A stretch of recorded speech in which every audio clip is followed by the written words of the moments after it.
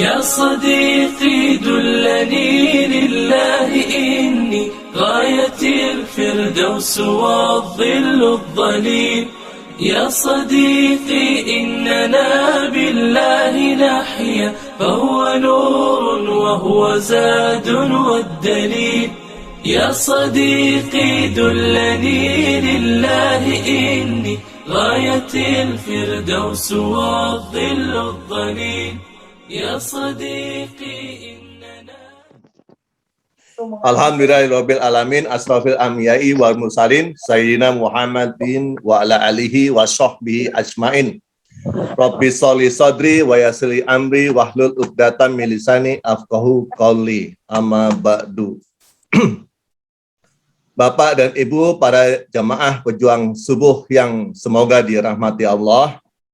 Malah kita bersama-sama panjatkan puji dan syukur kehadirat Allah Subhanahu wa Ta'ala yang telah memberikan limpahkan rahmatnya yang berlimpah kepada kita, taufik dan hidayahnya, sehingga kita bisa berjumpa kembali pada hari ini dalam keadaan sehat untuk bersama-sama thalabul ilmu dalam rangka meningkatkan iman dan ketakwaan kita kepada Allah Subhanahu wa Ta'ala.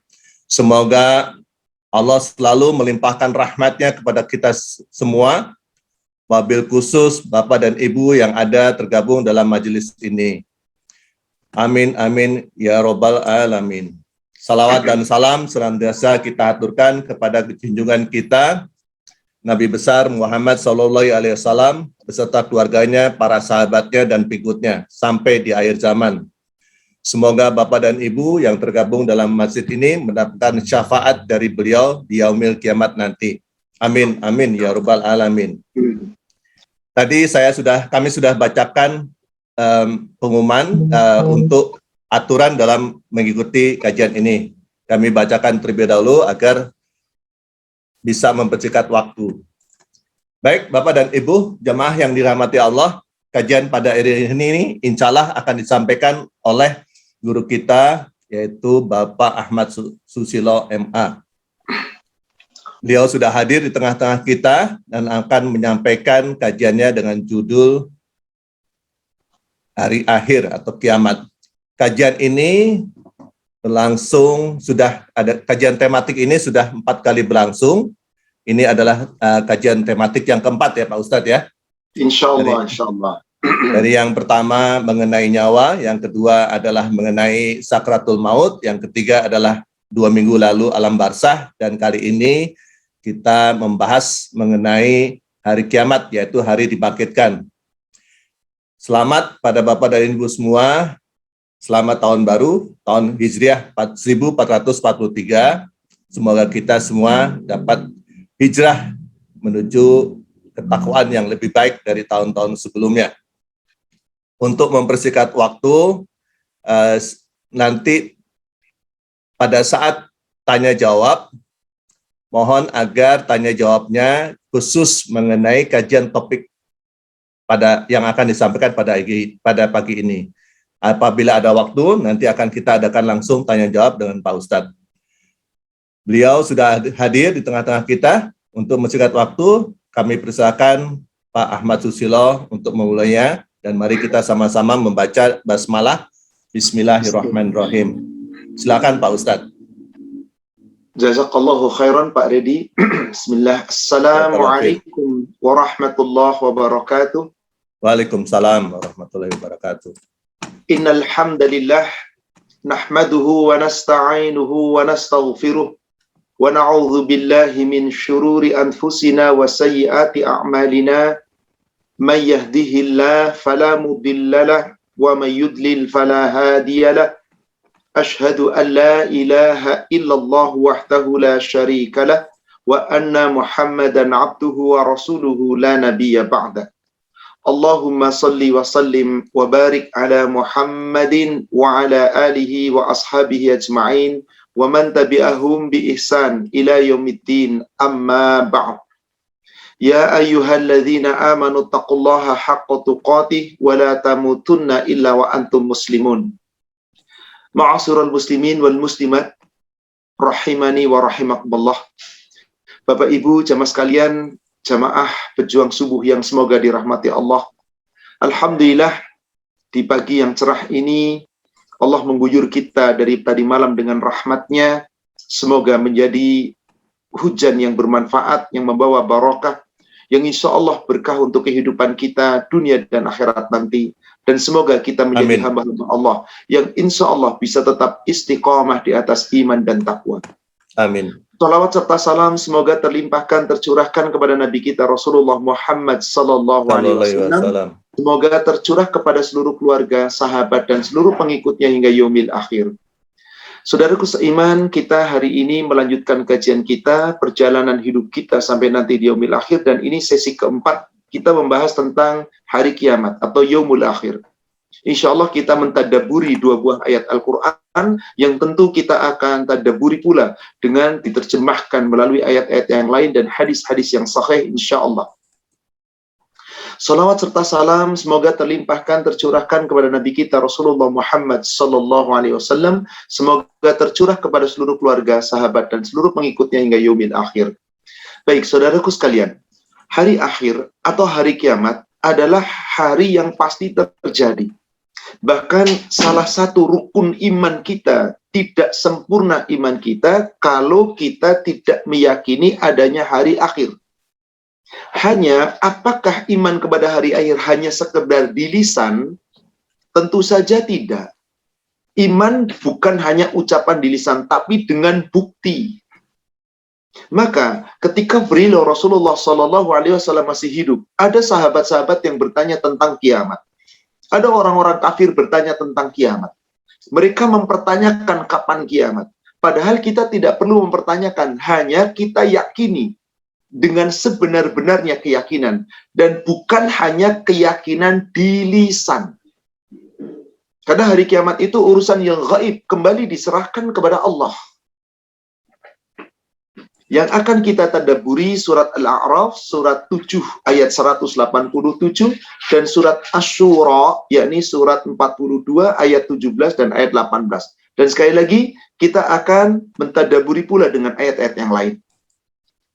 Kita sama-sama simak. Al-A'raf ayat 187. Asbabun nuzul ayat ini turun adalah ketika orang-orang kafir, baik dari kalangan orang-orang ahli kitab, atau orang-orang musyrik, bahkan orang-orang munafik, orang-orang yang mengaku iman, tapi mempertanyakan tentang hari kiamat. Maka Allah turunkan ayatnya, Yas'alunaka 'anis sa'ah. Mereka bertanya kepadamu ya Muhammad tentang hari kiamat. Ayyana mursaha, kapankah gerangan datangnya hari kiamat itu? Kapan terjadinya? Maka Allah hanya turunkan ayatnya. Qul, Muhammad jawab, katakan kepada yang bertanya. Innama ilmuha 'inda rabbi. Sesungguhnya ilmu tentang hari kiamat itu hanya ada pada sisi Rabbku. La yujalliha liwaqtiha illa hu. Tidak ada yang bisa menjelaskan, menerangkan, atau memberitahukan kapan waktu terjadinya hari kiamat, kecuali hanya Dia, Allah. Sakulat fis samawati wal ard. Di saat terjadi hari kiamat itu, kata Allah, huru-haranya sangat berat yang akan menimpa seluruh makhluk yang ada di langit maupun yang ada di bumi. La ta'tikum ila baghtatan. Tidak akan datang kiamat itu kepadamu kecuali datangnya secara tiba-tiba. Yas'alunaka ka'annaka hafiyun anha. Mereka bertanya kepadamu ya Muhammad seakan-akan engkau mengetahui kapan hari kiamat itu terjadi. Allah ulang lagi di ujung ayatnya, Bapak Ibu Saudara sekalian. Qul, katakan sekali lagi wahai Muhammad, innama ilmuha 'indallah. Hari kiamat ilmunya hanya ada pada sisi Allah.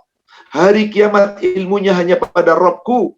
Walakinna aktsaron nas la ya'lamun. Akan tetapi kebanyakan manusia, mereka tidak mengetahui dengan keyakinan sesungguhnya bahwa kiamat akan terjadi. Saudaraku sekalian, mari kita tadabburi ayat ini. Mari kita terjemahkan pula dengan ayat-ayat yang lain, dan kita sampaikan pula melalui hadis-hadis yang sahih tentu saja. Saudaraku seiman yang semoga dirahmati Allah, kita hanya disuruh meyakini tentang sesuatu yang gaib, diantaranya hari akhir, hari kiamat. Karena itu hanya Allah yang tahu. Maka Allah Subhanahu wa Ta'ala berfirman, segala sesuatu yang gaib itu tidak perlu kita cari-cari tahu, karena tidak mungkin kita akan tahu yang namanya gaib. Sepanjang Allah tidak menjelaskan, kita nggak perlu mencari tahu. Tapi kalau Allah menjelaskan, Rasul menjelaskan dalam hadis, mari kita yakini itu. Menuju ke surat Luqman, surat 31 ayat terakhir, ayat 34. Surat Luqman, surat 31 ayat 34. Allah Subhanahu wa Ta'ala berfirman, Innallaha indahu ilmus sa'ah.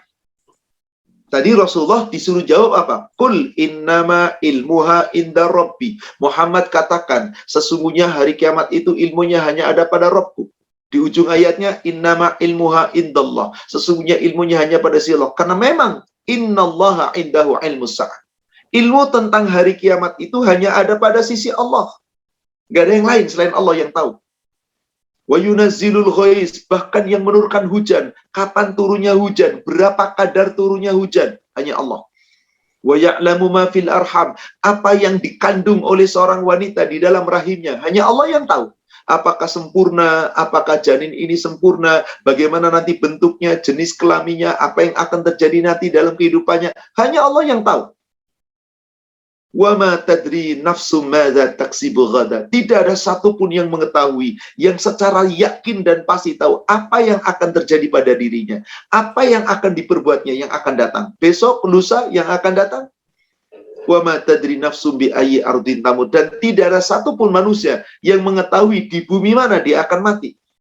Innallaha alimun khabir. Hanya Allah yang maha mengetahui, hanya Allah yang maha mengenal, hanya Allah yang maha menyaksikan. Semuanya itu serahkan, kembalikan kepada Allah. Kenapa? Kita tidak pernah akan mampu mengelola, memahami sesuatu yang gaib selain yang Allah ceritakan kepada kita. Untuk itu tentang hari kiamat, saudaraku sekalian, hendaklah kita memahami hari kiamat bukan sekedar keyakinan di lisan.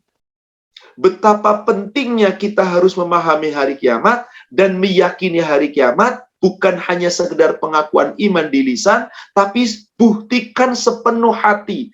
Karena hari kiamat itu pasti terjadi. Apabila hari kiamat terjadi, maka pasti kita akan berjumpa dengan Rabb kita untuk dimintai pertanggungjawaban. Bapak Ibu, jamaah sekalian, setiap kita sholat, wajib kita membaca Fatihah. Di ayat yang keempat selalu kita baca Maliki Yaumiddin. Allah yang menguasai hari kiamat. Allah yang menguasai hari pembalasan. Artinya kita harus yakin bahwa kita nanti akan ada pembalasan di yaumil akhir. Berjumpa dengan Allah akan dimintai pertanggungjawaban. Maka iman yang 6, iman kepada Allah, iman kepada hari akhir, iman kepada malaikat, iman kepada kitab-kitab, iman kepada Rasul, iman kepada para Rasul, iman kepada takdir, qada, baik yang buruk ataupun yang baik, itu terkadang di dalam hadis, di dalam Al-Quran, Allah menyebutkan hanya 2. Iman kepada Allah, iman kepada hari akhir. 2 yang Allah sebutkan. Contoh, di surat Al-Ahzab, coba Bapak Ibu buka surat Al-Ahzab, surat 33. Ayat yang ke-21.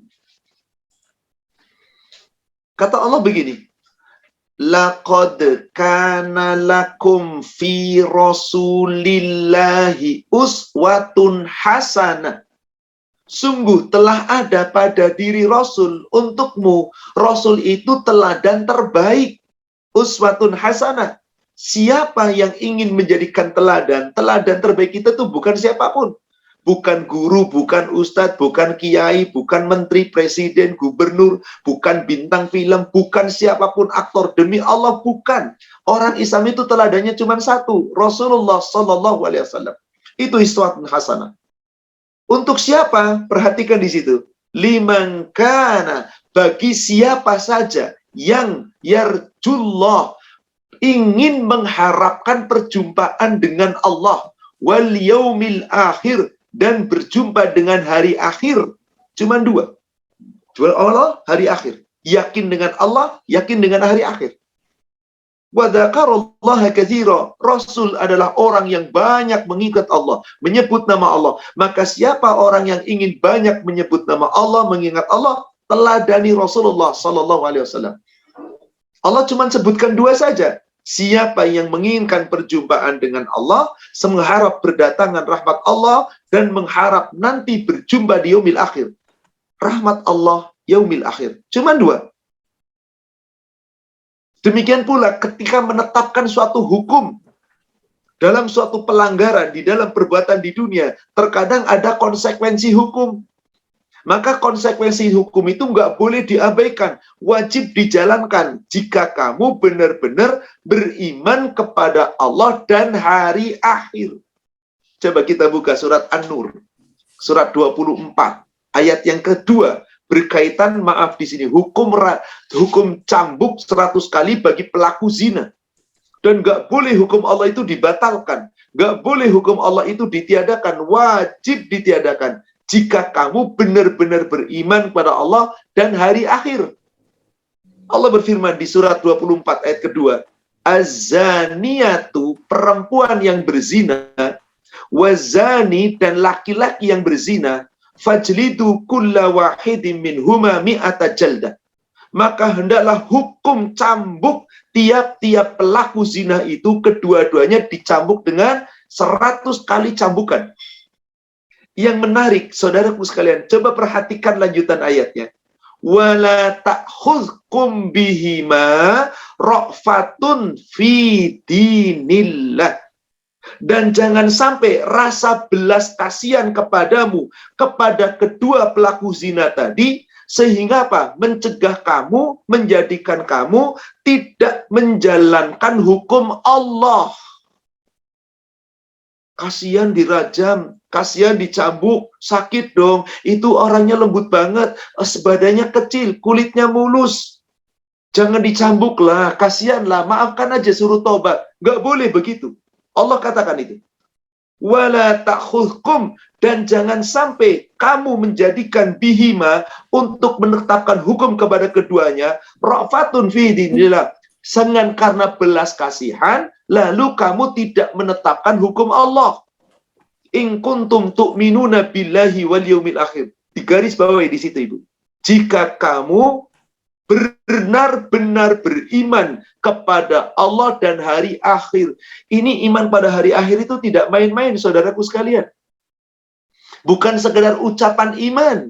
Sebab betapa banyak orang Islam iman pada hari akhir, cuman ucapan di lisan.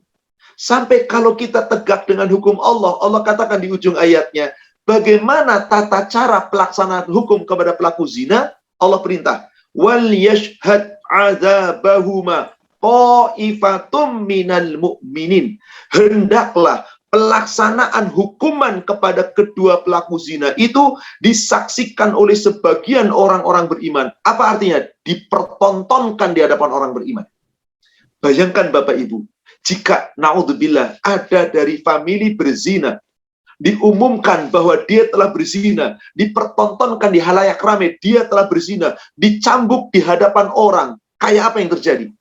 Keluarganya malunya luar biasa, yang bersangkutan malunya luar biasa, handetolanya ikut malu, kawan-kawannya ikut malu, dipermalukan di hadapan orang. Kenapa begitu dahsyat hukum ini? Dan jika kita iman pada Allah dan hari akhir, wajib ditegakkan agar tidak rusak tatanan hidup di dunia, agar tidak merajalela perzinahan. Sampai demikian kerasnya hukum Allah. Allahu Akbar. Untuk siapa yang mau menjalankan? Jika kamu benar-benar beriman kepada Allah dan beriman kepada hari akhir. Cuman dua, iman kepada akhirat, iman kepada hari kiamat. Tapi apakah iman itu hanya ucapan di lisan? Ada konsekuensi, saudaraku sekalian. Kenapa? Karena kita yakin siapa yang ingin ketemu dengan Allah dan ketemu dengan hari akhir, pasti kita akan mati. Dan saat mati itu kita tidak begitu saja. Justru akan dimintai pertanggungjawaban setelah kematian kita itu. Maka siapa yang menginginkan perjumpaan dengan Allah, pasti akan berjumpa dengan hari kiamat. Jangan sampai kita sia-siakan hidup kita seakan-akan boleh berbuat sesukanya. Kita bisa lihat lagi surat 29 ayat 5. Surat 29, surat Al-Ankabut ayat 5. Allah berfirman, "Man kana yarju liqa Allah." Barang siapa yang mengharap perjumpaan dengan Allah, fa inna ajalallahi la'at. Sesungguhnya waktu yang dijanjikan Allah adanya hari kiamat. Bukankah itu apa yang dijaga Allah? Ketemu dengan Allah nanti di hari kiamat? La'at, benar-benar pasti akan datang. Kiamat itu pasti datang.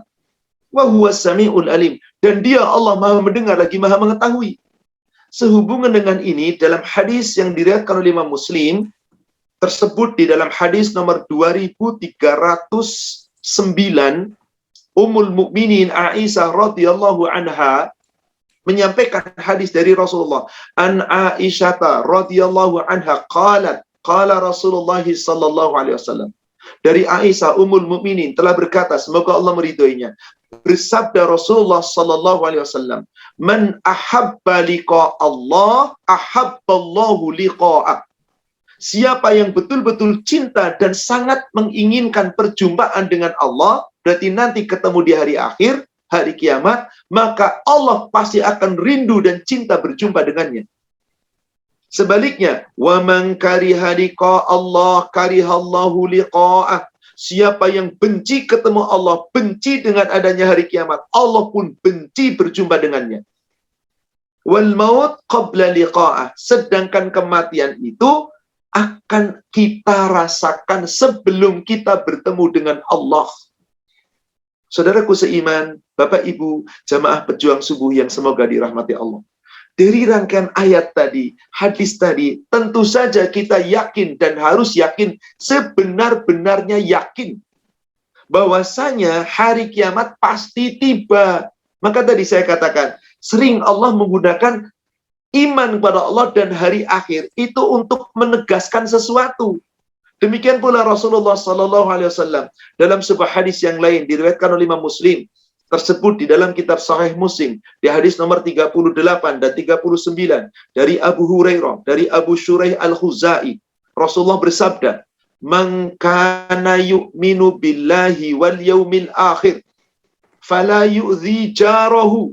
Siapa yang benar-benar iman kepada Allah dan iman kepada hari akhir, jangan menyakiti tetangga. Wa man kana yu'minu billahi wal yaumil akhir falyukrim dhaifah. Siapa yang benar-benar iman kepada Allah dan hari akhir, hendaklah selalu memuliakan tamu yang datang kepadanya. Wa man kana yu'minu billahi wal yaumil akhir falyaqul khairan aw liyasmut.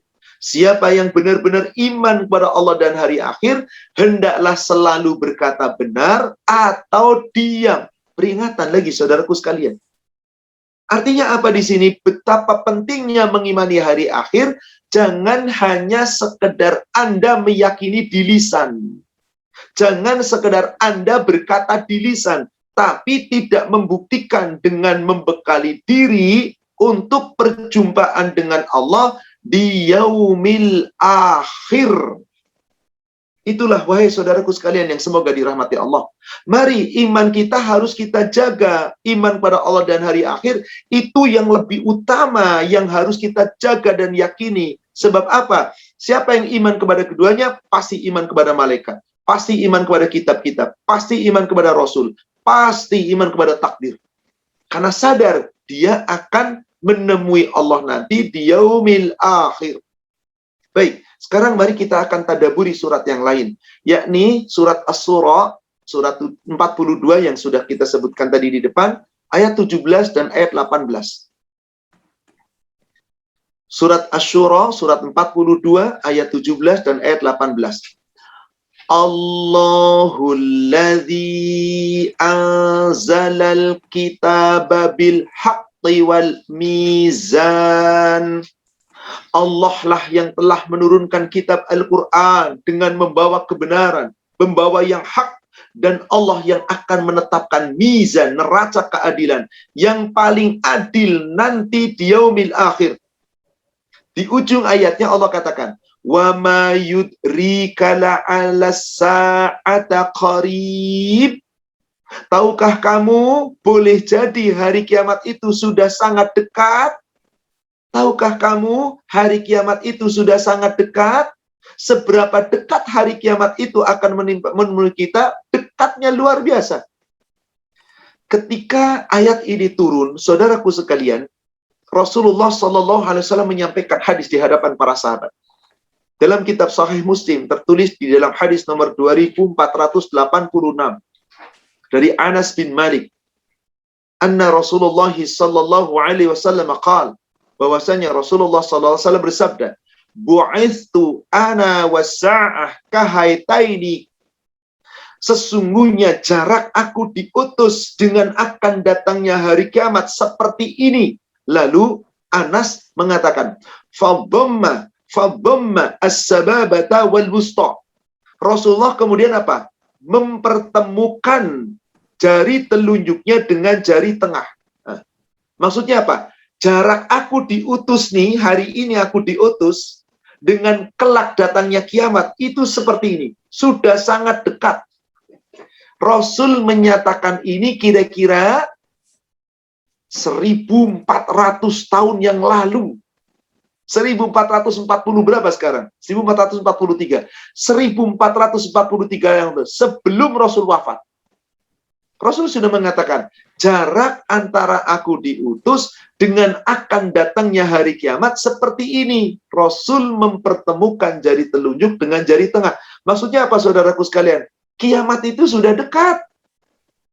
Bagaimana tadi kata Allah di surat Asy-Syura? Di surat 42 ayat 17, wa ma yudrika la'alla sa'ata qaribun. Tahukah kamu, boleh jadi hari kiamat itu sudah sangat dekat?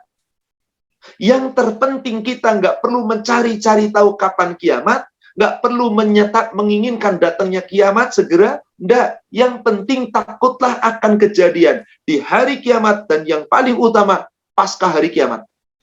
Maka Allah katakan di ayat yang ke-18-nya, yasta'jilu bihal ladzina la yu'minuna biha. Orang-orang yang tidak beriman dengan hari kiamat bahkan menantang, kalau memang ada kiamat segera datangkan. Kalau memang ada kiamat silakan datangkan. Segera terjadi. Mana buktinya?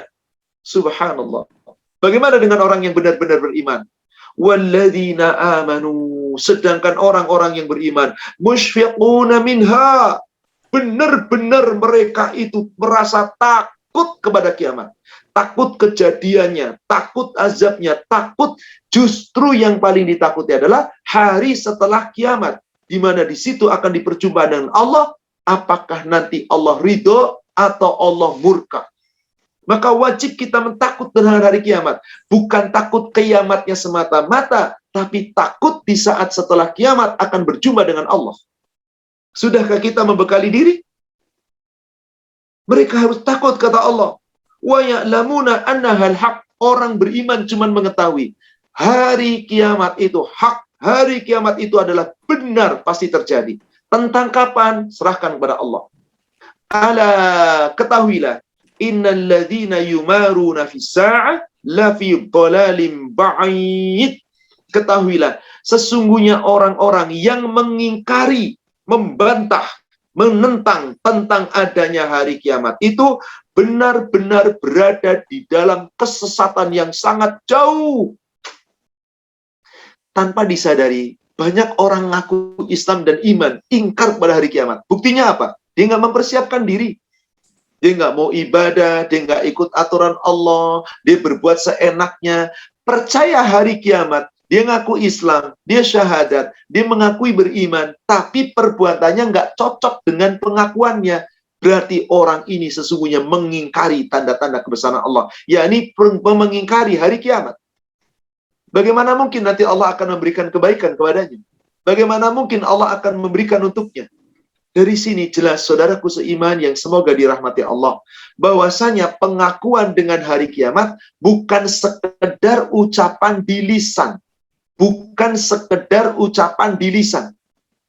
Mari, saya akan tunjukkan ayat-ayat Al-Quran tentang pertanyaan orang-orang tentang kiamat. Bahkan para sahabat pun ada yang mempertanyakan dengan Rasulullah tentang kiamat. Maka dialog di dalam Al-Quran tentang pertanyaan orang tentang kiamat itu Allah abadikan dalam Al-Quran. Saya akan tunjukkan beberapa ayat agar kita meyakini betul bahwa bukan sekedar ucapan di lisan kita beriman, tapi betul-betul kita mengimani Allah tentang hari akhir itu.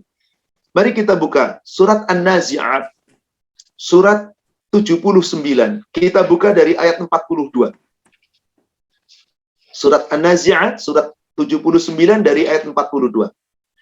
Yas'alunaka 'anis sa'ati ayyana mursaha.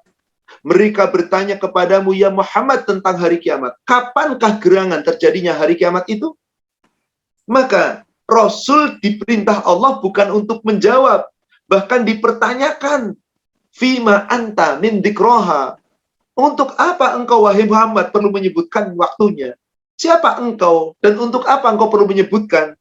Ila rabbika muntahaha. Kepada Allah, kepada Rabb dikembalikan kesudahan tentang hari kiamat itu. Innama anta mudhiru may yakhshaha. Sesungguhnya engkau wahai Muhammad hanyalah pemberi peringatan bagi siapa yang takut akan hari kiamat itu. Sampai situ. Rasul tidak menjawab kapan kiamat. Dan tidak diperdulikan orang yang bertanya tentang kiamat. Kenapa? Nggak ada gunanya bertanya tentang kiamat. Kiamat bukan dipertanyakan kapan terjadinya. Tapi diyakini dengan pasti. Pasti akan ada kiamat. Dan diusahakan agar kita nanti berjumpa dengan Allah pada hari kiamat aman. Aman. Kita lihat lagi surat An-Nahl, surat 16, ayat ke-77. Surat 16, surat An-Nahl, ayat 77. Walillahi ghaibus samawati wal ard. Dan milik Allah, kepunyaan Allah, semua hal yang gaib, yang tersembunyi di langit maupun yang ada di bumi. Wa ma amru sa'ati illa kalamhil basar. Au huwa aqrab. Subhanallah. Kata Allah begini, urusan kejadian hari kiamat itu hanya seperti sekejap mata atau lebih cepat dari kedipan mata. Bapak Ibu, kedip aja cepat sekali. Kiamat terjadi lebih cepat dari itu. Maksudnya apa? Tidak akan ada yang bisa menduga-duga. Begitu cepat kiamat pasti datang. Innallaha ala kulli syai'in qadir. Allah itu sesungguhnya atas segala sesuatu maha kuasa. Urusan Allah, kejadiannya kembalikan kepada Allah. Kenapa dirahasiakan hari kiamat itu? Ada alasan. Biar kita nggak perlu mencari-cari tahu dan nggak usah tahu. Yang terpenting adalah beramal sebaik-baiknya. Karena tiap kita akan dibalas sesuai dengan amal kita masing-masing. Surat Toha, surat 20. Mari kita lihat. Ayat 14 dan ayat 15. Allah Subhanahu wa taala berfirman, Innani anallah, la ilaha illa anna. Akulah Allah, sungguh akulah Allah, aku ini Allah. Allah memproklamirkan dirinya, akulah Allah. La ilaha illa ana, tidak ada ilah yang berhak kita sembah, tidak ada ilah yang berhak kita ibadahi, kecuali hanya aku. Fa'budni, maka sepanjang hidupmu ibadahlah kamu kepadaku. Engkau hanya menyembah aku. Wa aqimis salata li dzikri, dan tetap tegakkan salat, dirikan salat agar engkau selalu mengingatku. Sarana mengingat Allah itu dengan salat. Kemudian Allah ingatkan di ayat 15, Inna sa'ata atiyatun, sesungguhnya hari kiamat itu pasti akan datang. Akadu ukhfiha, aku merahasiakan waktunya, kata Allah. Tidak diberitahukan kepada siapapun hari kiamat itu. Supaya apa? Litujza kullu nafsin bima tas'a. Supaya tiap-tiap orang dibalas sesuai dengan apa yang telah diusahakan. Saya buatkan contoh ayat ini dalam kehidupan sehari-hari. Terkadang ketika kita masih sekolah, barangkali kita pernah merasakan, seorang guru, seorang dosen, biasanya tiba-tiba ngasih ulangan harian tanpa pemberitahuan. Apa yang terjadi, Pak? Kira-kira, Pak? Dulu kita sekolah, tiba-tiba guru bilang, anak-anak, hari ini kita ulangan. Apa yang teriak? Pak Guru, kenapa nggak ngasih tahu? Pak Guru, kami belum siap. Terserah Anda, siap apa enggak, sebagai pelajar harus siap belajar. Kata Allah, dirahasiakan kiamat itu agar Anda bersiap-siap setiap saat. Maka di ayat 14-nya tadi, yakini Allah itu sebagai Rabb kita, yang berhak kita sembah, selalu ibadah kepada Allah dalam hidup Anda, sembahlah Allah semata, jangan menyekutukan Allah, dan tegakkan sholat. Karena Allah janji, inna sholata tanha 'anil fahsya'i wal munkar. Berarti Anda akan baik dalam kehidupannya. Sehingga apa? Kapanpun terjadi hari kiamat, terserah Allah. Allah rahasiakan, nggak perlu kita cari tahu. Yang penting kita yakin tiap kita akan dibalas dengan apa yang kita usahakan. Terakhir, tentang kiamat, kita lihat surat Al-Ahzab, surat 33, ayat 63, dan surat Saba, surat 34, ayat 30. Mari kita lihat dua ayat ini. Yas'alukan nas 'anis sa'ah. Manusia bertanya kepadamu ya Muhammad tentang hari kiamat. Kembali Allah cuma katakan, Qul innama ilmuha indallah. Muhammad jawab saja, katakan, ilmu tentang hari kiamat hanya ada pada di sisi Allah. Cuman dikatakan jawabannya oleh Allah begini, wa ma yudrika la'alla as-sa'ata takunu qariba. Dan tahukah kamu, boleh jadi hari kiamat itu sudah sangat dekat waktunya. Cuman dibegitukan saja, sudah sangat dekat waktunya. Apa artinya? Jika terjadi kiamat, tidak bisa ditunda sesaat pun. Tidak bisa dipercepat sesaat pun. Sebagaimana kematian kita. Surat Saba, surat 34, ayat ke-30. Qul, Allah katakan, katakanlah. Lakum mi'adu yaumin. Bagimu ada hari yang telah dijanjikan oleh Allah, yakni hari kiamat. La tastakhiruna anhu sa'atan wa la tastaqdimun.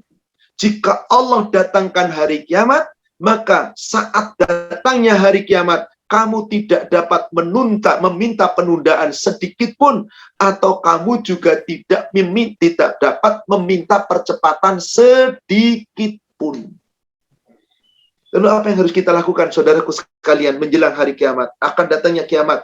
Gak perlu kita mempertanyakan kiamat. Gak perlu risau dengan kiamat. Gak perlu dengan apapun. Cukuplah kita yakini dan mari bekali diri kita sebaik-baiknya di dunia ini untuk bekal nanti di yaumil akhir. Agar tidak menyesal. Agar tidak menyesal. Dalam sebuah hadis yang diriwayatkan oleh Imam Muslim, tersebut di dalam hadis nomor 2268 dan 69, saya sebutkan saja yang nomor 2269, dari Anas bin Malik. Anas bin Malik bercerita begini, Bainama ana wa Rasulullah sallallahu alaihi wasallam kharijina minal masjid. Pada suatu hari ketika aku dan Rasulullah sallallahu alaihi wasallam suatu ketika keluar dari masjid setelah melaksanakan sholat berjamaah. Falaqina rajulan inda suddatil masjid faqal.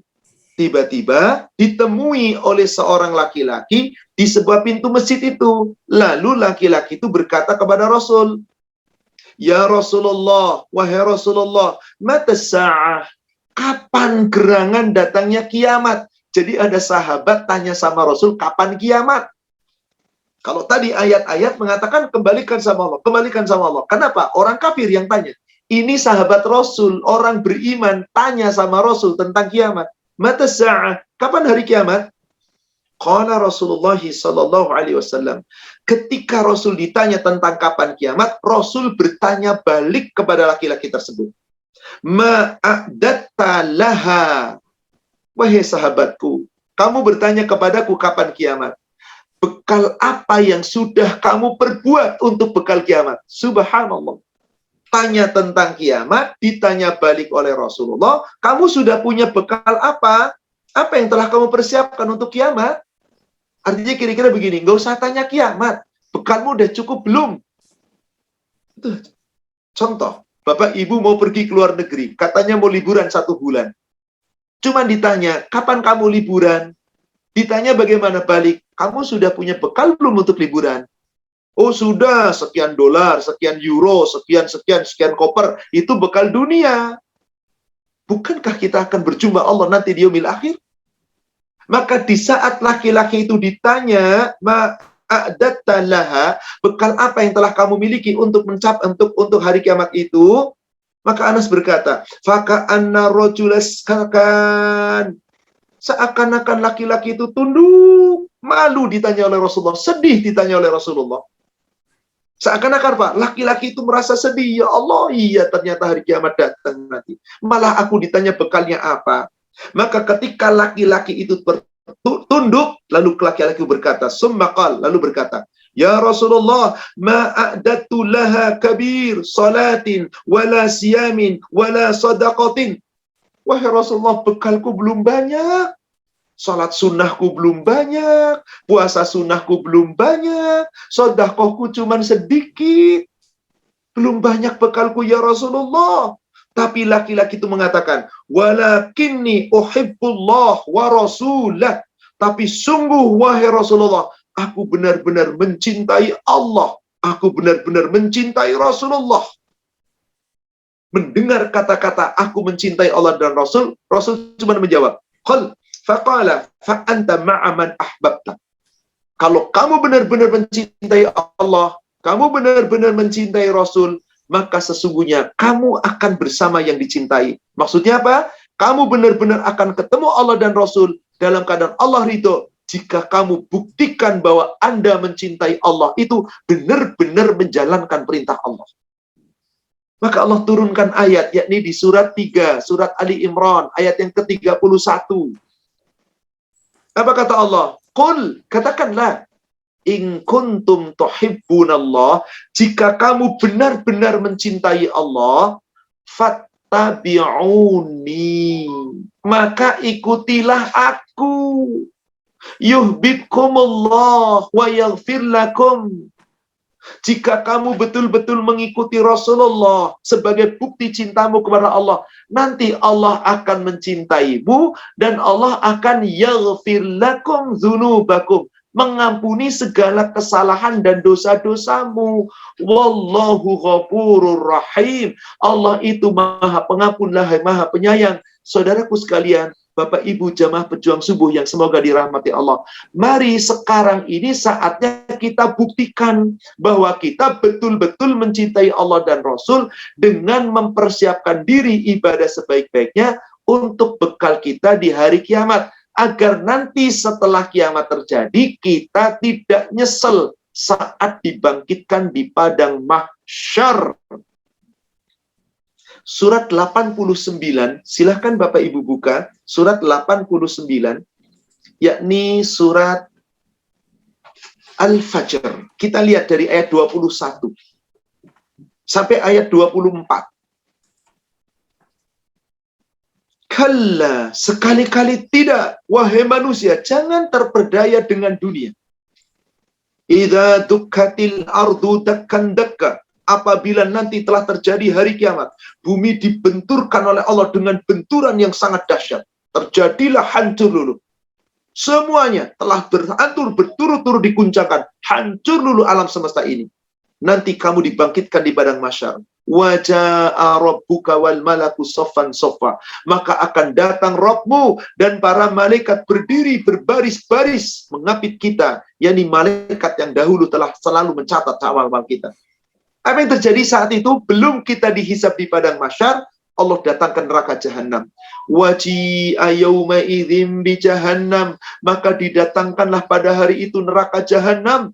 Manusia melihat neraka jahanam yang di dunia nggak pernah lihat, yang modalnya nggak cukup, dia pasti akan menyesal.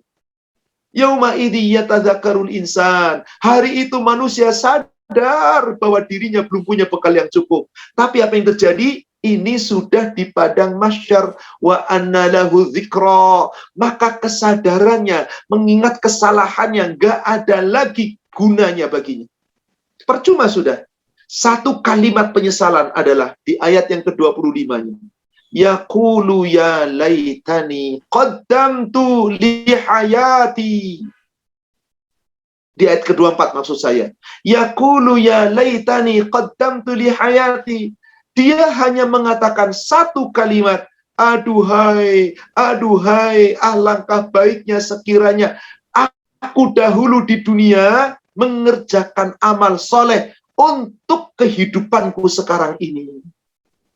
Inilah konsekuensi seorang hamba meyakini hari kiamat. Gak perlu kita mencari tahu kapan kiamat, gak usah sibuk-sibuk kita tanya tentang kiamat. Yang terpenting bagaimana diri kita mempersiapkan sebaik-baiknya kiamat itu. Itu saudaraku sekalian. Ini yang harusnya kita lakukan. Maka subhanallah, kajian kita pagi ini sesungguhnya mengingatkan diri, termasuk saya sebagai pembawa materi, mengingatkan diri kita, keluarga kita, dan kita semuanya, bahwa hari kiamat itu yakinlah pasti datang. Dan gak perlu kita mencari tahu, gak perlu kita mempersiapkan dengan macam-macam, sebab orang kafir mempersiapkan kiamat apa? Dia buat bunker. Seperti negara adidaya Amerika, telah diberitakan, membuat bunker yang dalamnya 1 kilometer lebih ke dalam. Dipersiapkan untuk para pembesar negeri. Apabila terjadi kiamat, sudah dipersiapkan. Bahkan setelah cukup untuk waktu 1 tahun perbekalan yang ada di dalamnya. Memang kiamat kayak guncangan tsunami apa? Memang kiamat hanya gempa bumi apa? Luar biasa. Mereka mempersiapkannya bukan dengan amal, tapi takut akan datangnya kiamat. Takutnya bukan takut seperti itu, saudaraku sekalian. Tapi takut ketika nanti menghadap Allah. Dari ayat-ayat yang kita sampaikan dan hadis kita sampaikan, di ujung pertemuan saya akan sampaikan ciri-ciri. Apakah ciri-ciri kiamat itu? Apakah tanda-tanda kiamat itu?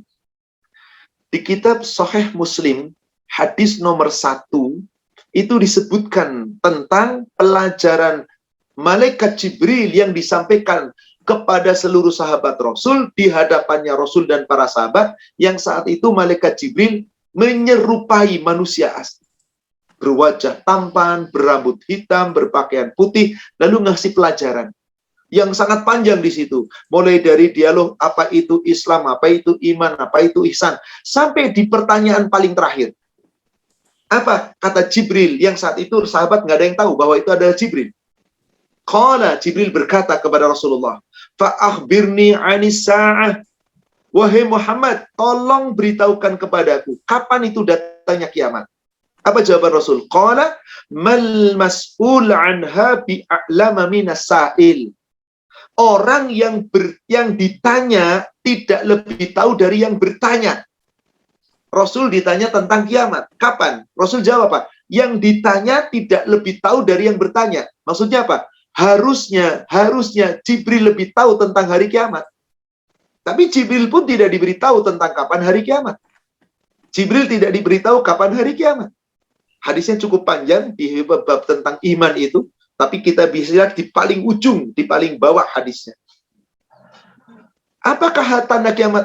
Apa kapan kiamat itu? Yang ditanya tidak lebih tahu dari yang bertanya.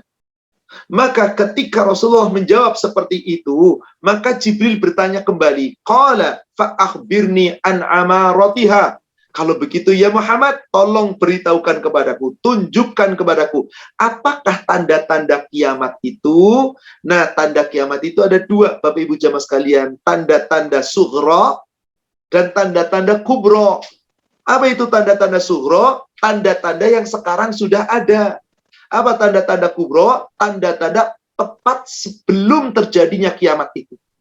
Apa tanda-tanda sughra diantaranya? Qala, Rasul menjawab, antalidal amatu rabbataha. Ketika seorang budak melahirkan tuannya. Budak melahirkan anak tuannya. Ada 2 makna di sini. Di mana di saat itu para tuan tidak mampu mengendalikan hawa nafsu. Sehingga menggauli budak-budaknya. Budaknya lahir sebagai anak tuan.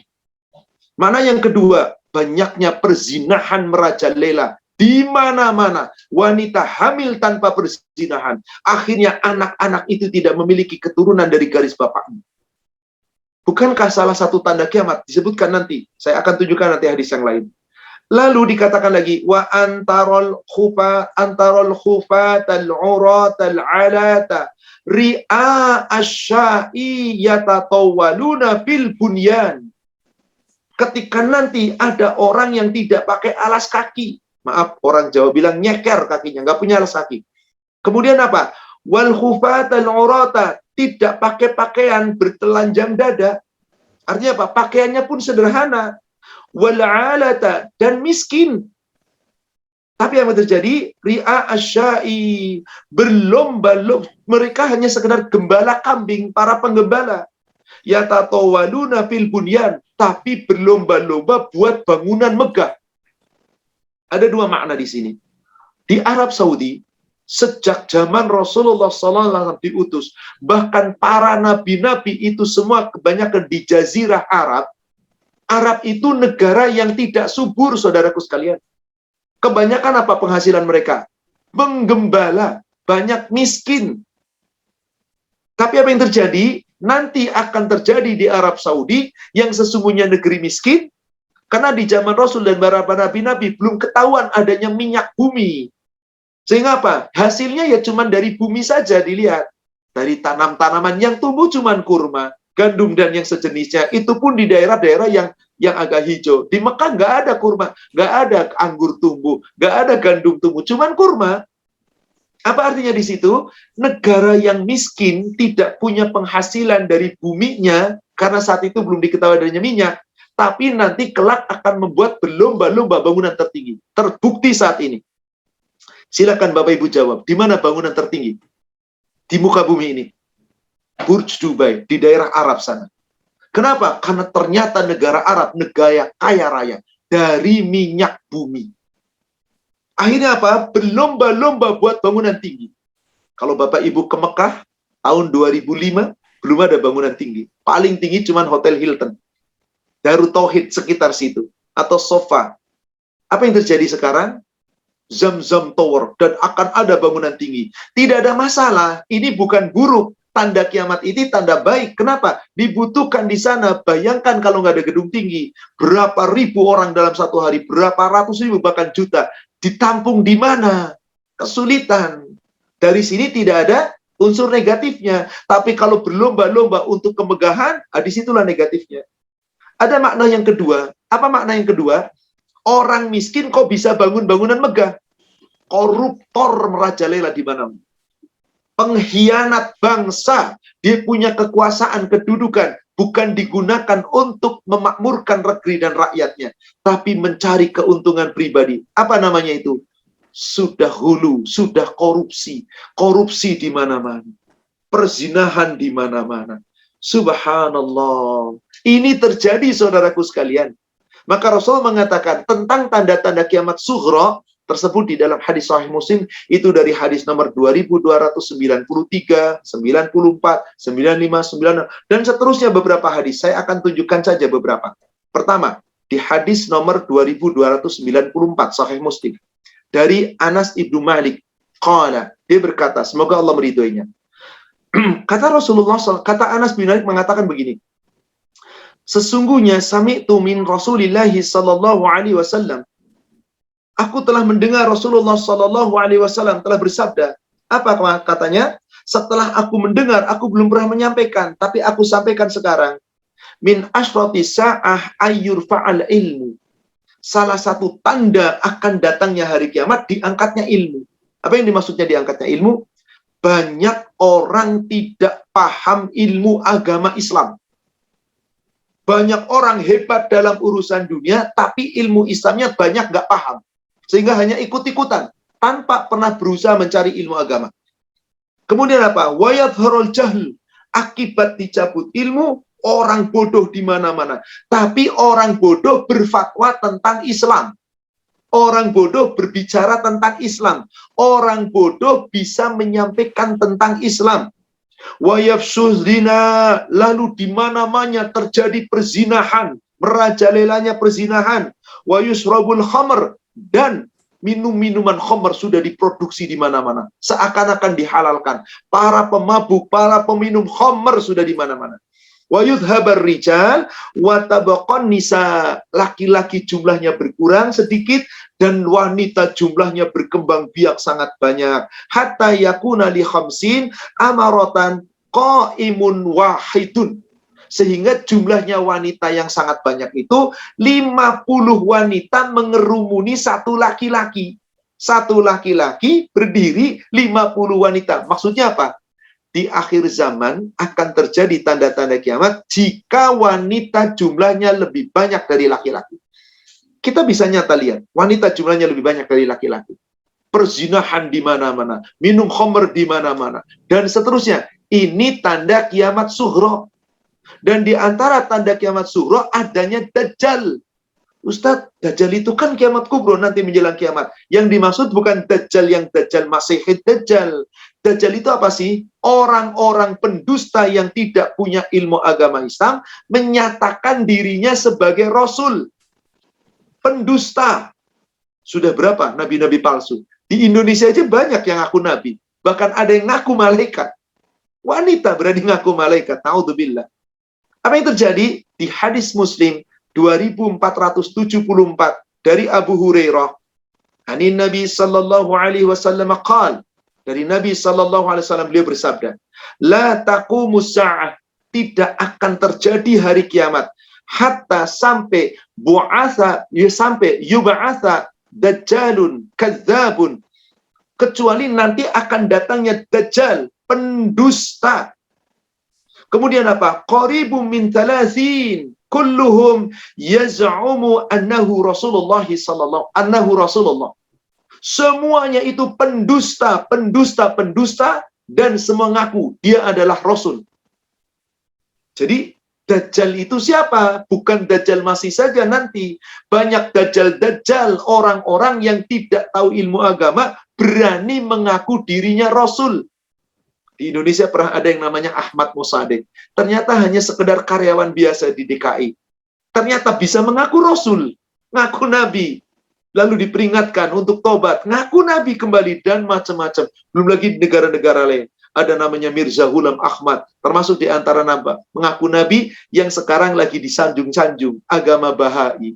Sesungguhnya mereka itu judul pendusta pendiriannya itu, mengaku Nabi. Sebagaimana Ahmadiyah, Mirza Ghulam Ahmad, mengaku Nabi, pendusta. Akan ada Dajjal-Dajjal. Itu baru tanda kiamat sughra. Lalu bagaimana dengan kiamat kubro? Kalau kiamat kubro itu sudah betul-betul. Dajjal Masihid Dajjal datang betul-betul. yakni Dajjal yang bermata dua, tapi satunya adalah buta. Butanya bukan tidak punya mata, tapi matanya keluar seperti anggur yang besar.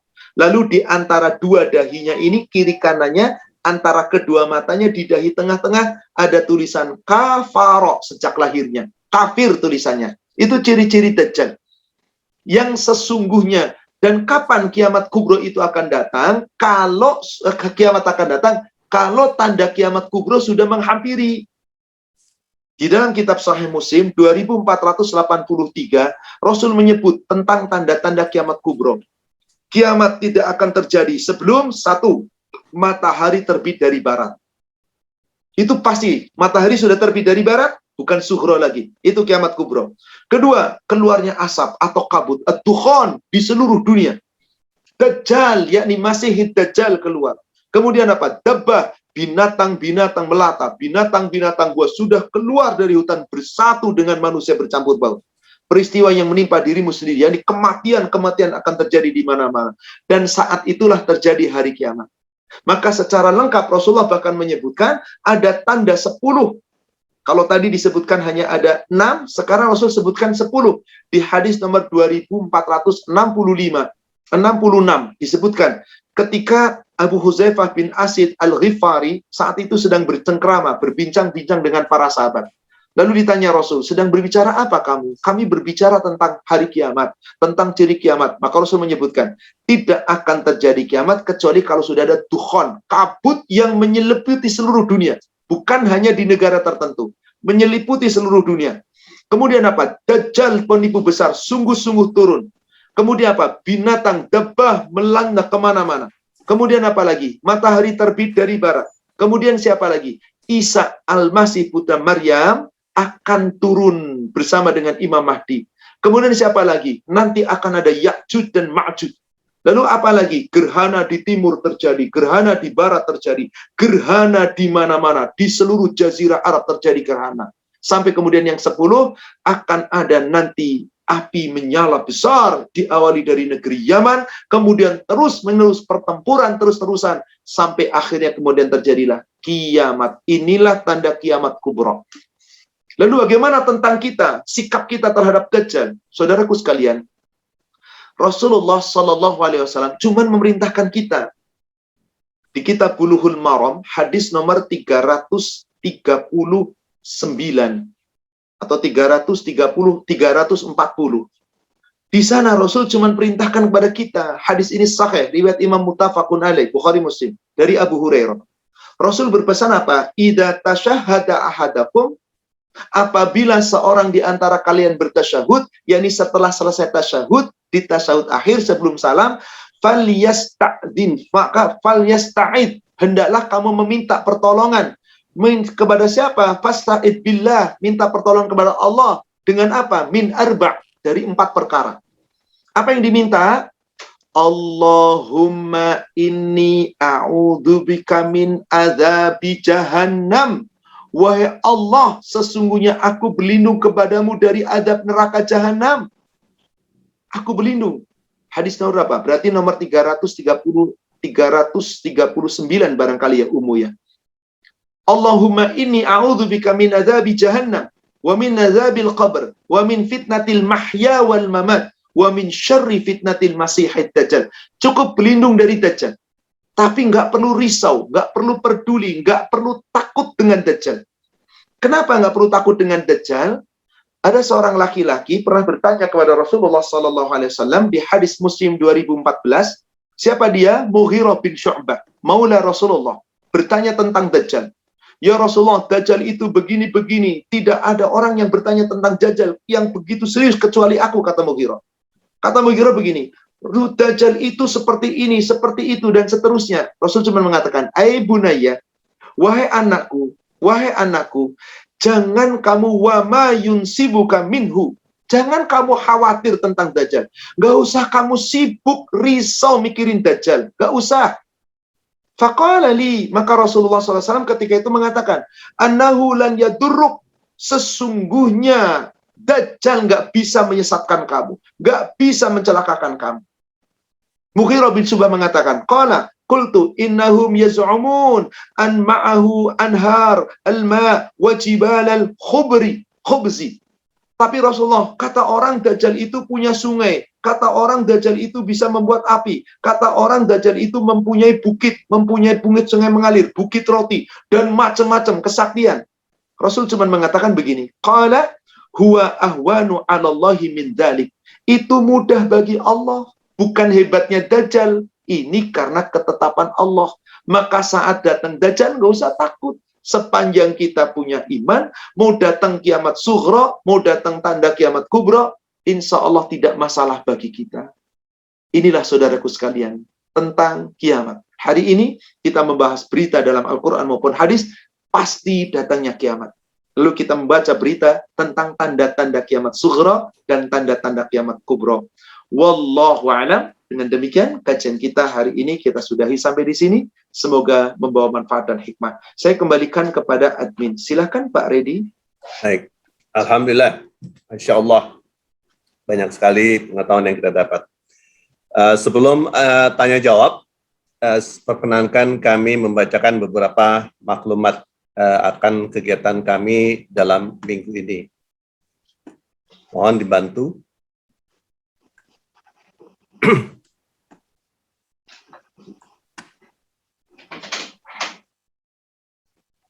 Mengenai tanya jawab, apabila ada yang ingin bertanya, mohon agar pertanyaannya ditulis dan berhubungan dengan topik pada pagi ini. Pak Agung, bisa dibantu?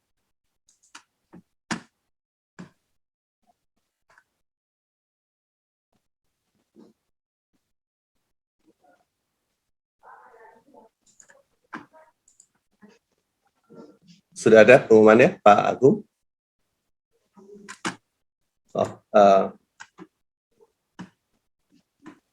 Baik,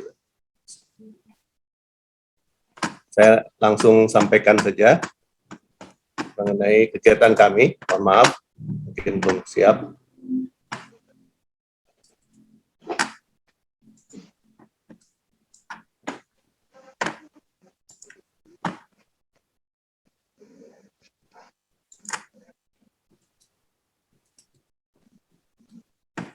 Baik, ini adalah kegiatan kami.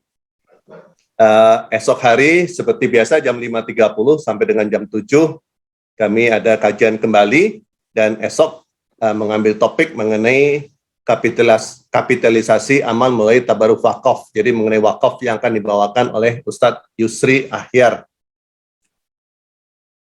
Selanjutnya pada Jumat pagi seperti biasa kami mengajak para jamaah untuk mengaji bersama dengan Ustadz Uci Armisi bagaimana membaca Al-Quran secara tartil dengan hukum tajwid yang benar.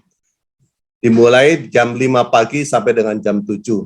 Pada malamnya, Jumat malam, kita ada kajian keluarga Sakinah bersama dengan Ustadz Jah Dr. Haji Ulfatmi Amir Syah, kajian mengenai keluarga Sakinah. Hari Sabtu adalah seperti biasa jam 5.30 kajian mengenai akhlakul karimah dengan topik hijrah menjadi insan yang terbaik yang akan dibawakan oleh Ustadz Mukhlisin Aziz. Dan hari Minggu seperti biasa setiap hari Minggu kami ada kajian mengenai tadabbur Al-Qur'an yang kali ini mentabaduri ayat Al-Qur'an Ali Imran 143-146 dibawakan oleh guru kita Profesor Dr. Hamdani Anwar. Setelah itu jam 7 dilanjutkan dengan acara jalan-jalan silaturahmi dengan saudara-saudara kita yang berada di Wuhan. Seperti diketahui, Wuhan adalah kota awal pertama pandemi virus corona bermula. Semoga Bapak dan Ibu dapat bergabung dalam acara jauh ini. Kami juga sudah menyetop, tidak menerima pendaftaran untuk kajian belajar Al-Quran.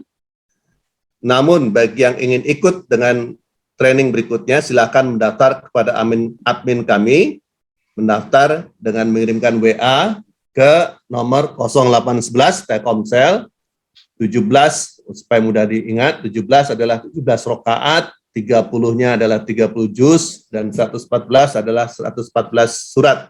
Itu nomor juga yang Bapak Ibu masukkan pada saat masuk ke dalam kajian kami ini. Alhamdulillah, kita kemarin Senin sudah melaksanakan vaksin yang tahap kedua, bekerjasama dengan Masjid Pondok Indah, Sekolah Cirende, Puskesmas Pondok Pinang. Terima kasih kepada semua pihak yang telah bekerja sama dengan kami sehingga acara tersebut berlangsung dengan lancar. Kami juga membuka kesempatan kepada Bapak dan Ibu memberikan sedekahnya, infaknya sebagai amalan yang akan nanti dihitung di Yaumil Kiamat. Jadi bagi Bapak dan Ibu yang ingin menyisihkan rezekinya, kami menerimanya untuk kami salurkan nanti kepada saudara-saudara kami yang mengalami dampak pandemi. Telah kita lakukan bantuan sosial berupa tunai, memberikan uang tunai pada hari 21 Juli yang tahap pertama, dan kita akan lanjutkan lagi nanti pada hari Selasa 10 Agustus hari ini. Hari ini 10 Agustus tahun 2021. Bagi Bapak dan Ibu yang ingin memberikan sedekahnya dapat mentransfer langsung ke rekening kami dengan nomor 7220201001 di Bank Syariah Indonesia atas nama Yayasan Pejuang Subuh Pondok Indah. Barakallah kepada Bapak Ibu, semoga sedekahnya, infaknya dicatat oleh Allah sebagai bekal kita di hari kiamat kelak. Untuk yang ingin bertanya, ingin memberikan sedekahnya, bisa langsung sampaikan catatannya ke admin kami di nomor yang tadi yang barusan saya sampaikan. Demikian pengumuman kami. Selanjutnya adalah tanya jawab Pak Ustadz ya. Silakan Pak. Ya, ini biasanya banyak sekali dan waktunya tidak cukup. Jadi untuk mempersingkat waktu, saya bacakan langsung yang ada di dalam kolom chat. Yang pertama tadi Pak Ustadz adalah bahwa ada tanda-tanda kiamat sugro dan kubro. Khususnya yang kubro nih Pak Ustadz ya, yaitu tanda-tanda akan saat terjadinya kiamat di waktu dekat dengan 10 tanda tadi itu. Pertanyaannya adalah, kapan kira-kira sejak tanda kubro itu kemudian kiamat? Apakah dekat, misalnya dekat itu 5 tahun, 10 tahun, 1 minggu, atau masih 100 tahun lagi? Itu pertanyaan. Kemudian pertanyaan kedua, saya gabungkan sekalian, Pak Ustadz ya. Pada saat terjadi kiamat, ini pertanyaan dari Ibu Sri Handayani, apakah umat Islam diwafatkan dahulu atau ikut juga merasakan dahsyatnya kiamat? Itu 2 pertanyaan mengenai kiamat tadi. Silakan Pak Ustadz. Baik, memang berbicara tentang proses kiamat kubro itu panjang sekali hadisnya. Bisa dilihat di kitab Sahih Muslim 2480, itu panjang sekali. Saya persingkat saja. Pertanyaannya adalah, berapa lama sejak adanya kiamat kubro tanda-tandanya, yakni turunnya Dajjal? Sejak turunnya Dajjal, maka ada sahabat bertanya kepada Rasulullah, ya Rasulullah, berapa lama tinggal di bumi sejak turunnya Dajjal itu sampai hari kiamat? Kata Rasulullah, 40 hari. Sejak turunnya Dajjal, tinggal di bumi, terjadilah kerusakan-kerusakan, 40 hari kemudian kiamat. Tapi ingat, kalau sudah ada Dajjal turun, nanti akan ada proses. Setelah itu akan Allah turunkan Isa bin Maryam dan Imam Mahdi mengajak kepada iman, lalu membunuh Dajjal. Kalau Dajjal sudah terbunuh, disitulah tanda kiamat sudah pasti akan datang, sudah dekat. Rasul tadi katakan 40 hari. Tapi kata Rasulullah, 40 hari itu bagaimana? 40 hari itu 1 harinya seperti setahun. Jadi 40. 1 hari pertama seperti 1 tahun lamanya. Kemudian apa? 1 hari berikutnya seperti sebulan. 1 hari berikutnya seperti sepekan. 1 hari berikutnya seperti hari-harimu ini. Jadi berapa lama? 1 tahun, 1 bulan, 1 pekan, sisanya 35 hari seperti biasa. Hari-hari kita. Sahabat bertanya, ya Rasulullah, kalau begitu, apakah cukup apabila kita masih ada dan kita bertemu dengan Dajjal? Cukupkah kita sholatnya dalam 1 tahun itu cukup sehari? Tidak, lakukan seperti hari-harimu biasa. Ini yang Rasul sampaikan. Hadis sahih riwayat Imam Muslim. Kedua, apakah orang-orang yang beriman akan merasakan dahsyatnya kiamat? Yang digambarkan tadi, huru-haranya sangat berat. Yang Allah gambarkan di mana? Di surat 7 ayat 187. Sakulat fis samawati wal ard la ta'tikum illa baghtah. Betapa beratnya, guncangnya huru-hara di langit dan di bumi yang akan datang dengan tiba-tiba.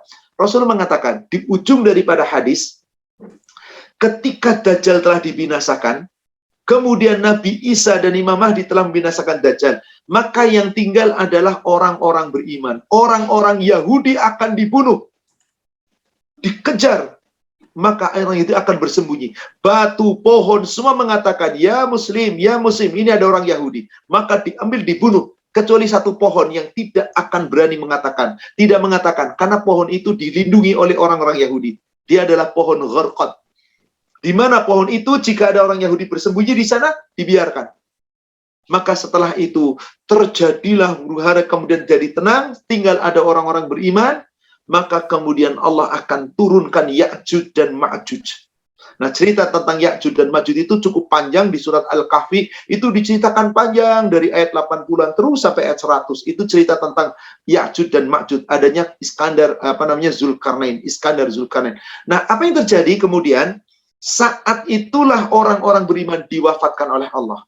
Melalui apa? Angin lembut yang bertiup sangat lembut, melalui ketiak-ketiak kemudian diwafatkan semua orang, termasuk Nabi Isa, Imam Mahdi yang lain. Dan orang-orang yang beriman, semuanya diwafatkan. Baru kemudian terjadilah ketika itu huru-hara yang dahsyat dengan adanya Ya'juj dan Ma'juj. Orang-orang semuanya adalah orang-orang kafir, orang-orang kembali kepada agama nenek moyang, maka terjadilah hari kiamat. Ini kisah yang sahih yang diceritakan oleh Rasulullah Sallallahu Alaihi Wasallam. Wallahu a'lam. Demikian. Baik. Ini pertanyaan tidak berhubungan dengan tidak bertanya dengan topik pagi ini, namun karena tadi sudah disampaikan oleh Ustadz, jadi saya bacakan pertanyaan dari Ibu Eka mengenai hukuman zina. Jadi jika di negara kita ini tidak ada hukuman Islam, yaitu hukum rajam. Jadi apabila kita tahu ada orang yang berzina kemudian tidak melakukan hukum rajam, apakah kita ikut berdosa?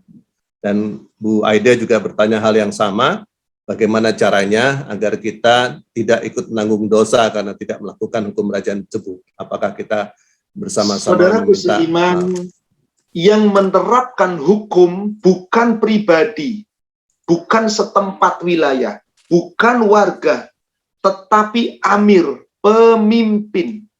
Di zaman Rasul tidak pernah ada sahabat berani menegakkan hukum, kecuali telah diperintah oleh Rasulullah. Dan Rasul selalu tegak di atas hukum Allah. Lalu bagaimana pemimpin, amir suatu negeri membuat undang-undang, ternyata undang-undang hukumannya nggak sesuai dengan aturan Allah. Jangan dirajam, nggak sesuai hak asasi manusia, cukup dihukum saja, bla bla bla, dikasih penerangan, dikasih peringatan, dan seterusnya. Ketahuilah, rakyat yang tidak berkuasa membuat produk hukum undang-undang, maka rakyat tidak punya tanggung jawab. Sepanjang rakyat itu tidak menyetujui, minimal menolak dalam hatinya dan mendoakan agar pemimpin menggunakan undang-undang yang hak, maka rakyat akan lepas dari tanggung jawab. Tapi kalau rakyat mendukung kebijakan pemimpin, membela hukum pemimpin yang zalim, maksudnya bukan pemimpin yang zalim saja, undang-undang yang dibuatnya nggak sesuai hukum Allah, maka orang-orang yang ikut-ikutan zalim. Sampai di surat Al-Maidah, saudaraku sekalian, surat 5 ayat 44, di ujung ayat Allah berfirman, "Wa man lam yahkum bima anzalallahu faulaika humul kafirun." Siapa yang tidak menetapkan hukum sesuai dengan apa yang Allah turunkan, dia itu kafir, kata Allah. Ayat 45-nya, ujung ayatnya, "Wa man lam yahkum bima anzalallahu faulaika humul zalimun." Siapa yang tidak menetapkan hukum yang tidak sesuai dengan yang diturunkan Allah, maka zalim. Lalu ayat ke-47-nya, wa man lam yahkum bima anzalallah faulaika humul fasikun. Siapa yang tidak menetapkan hukum sesuai dengan apa yang diturunkan Allah, maka mereka itu fasik. Kafir, zalim, fasik. Allah yang mengatakan. Jadi siapa itu yang kafir, yang zalim, yang fasik?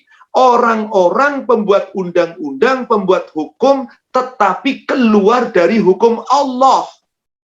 Tapi Ustadz, negara kita kan bukan negara Islam. Bukan masalah negara Islam atau tidak Islam. Seorang muslim wajib mengusulkan.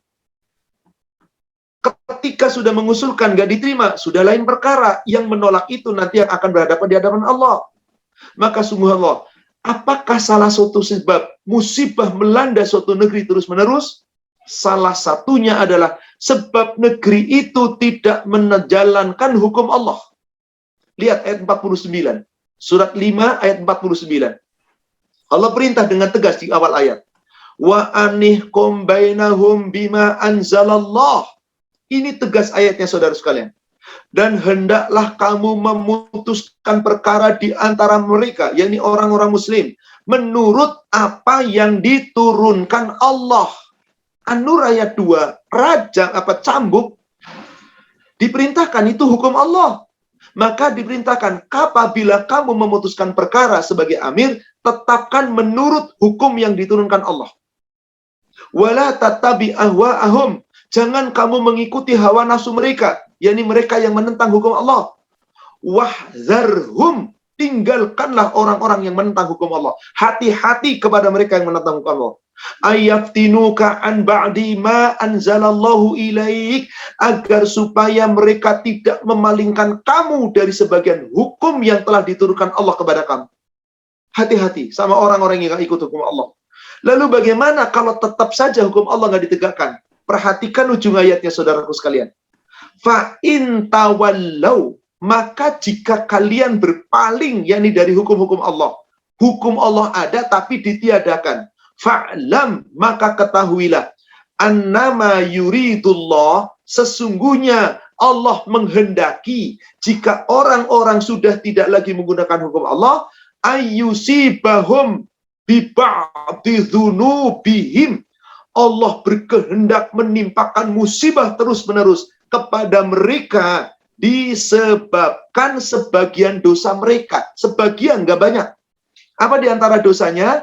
Yaitu tidak menggunakan hukum Allah. Wa inna katsiran minan nas la fasiqun. Tapi memang kebanyakan manusia fasik. Sudah jelas ada hukum Allah, tapi tidak digunakan. Siapa yang bertanggung jawab? Para pembesar, Pak. Para pembuat undang-undang. Demi Allah, mereka yang punya pembuat undang-undang, orang-orang anggota dewan kita ditanya oleh Allah tentang hukum. Kenapa hukum-hukum jahiliyah? Kenapa hukum penjajahan Belanda? Hukum orang kafir yang kamu pakai? Kamu orang Islam, kenapa tidak mengusulkan hukum Allah? Nanti akan dimintai pertanggungjawaban. Jadi rakyat, insya Allah berlepas dari itu. Sepanjang rakyat tidak menyetujui kebijakan-kebijakan pemerintah yang melanggar hukum Allah. Tapi bagaimana Ustadz? Kita tetap hukum di Indonesia begini, ya turut dengan hukum Indonesia. Jangan ada rajam orang yang berzina, jangan ada cambuk orang yang berzina, jangan ada cambuk orang yang mabuk dan seterusnya, jangan ada potong tangan orang yang nyuri.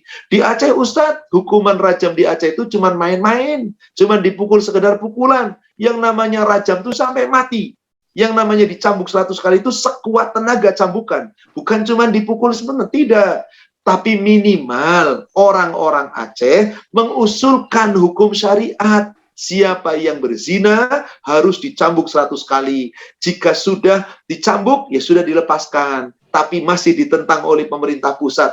Intinya begini, ayat ini. Siapa yang menentang hukum Allah, dia kafir, dia zalim, dia fasik. Kafir di sini bukan non-muslim, murtad, bukan. Zalim, fasik. Artinya apa? Kufur terhadap ayat-ayat Allah. Ingkar terhadap syariat Allah.